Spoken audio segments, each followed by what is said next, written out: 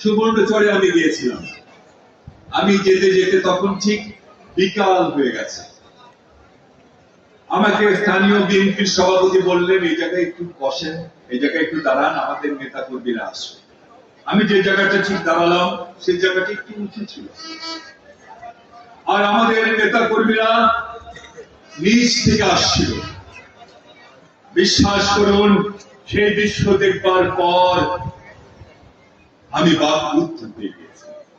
আমি দেখলাম বিভিন্ন স্থান দিয়ে আমাদের নেতা কর্মীরা আসছে, কেউ এগিয়ে এগিয়ে আসছে, কেউ ঘুরে ঘুরে আসছে, কেউ গড়াতে গড়াতে আসছে।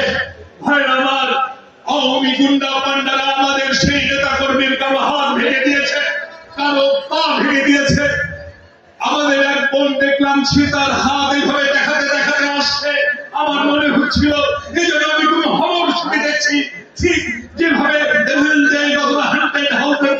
হরর ছবিতে অথবা মাইকেল জ্যাকসনের থ্রিলারের মতো সেই সমস্ত যেভাবে প্রেতাত্মারা কবর থেকে বেরিয়ে ঘুরতে ঘুরতে আসে।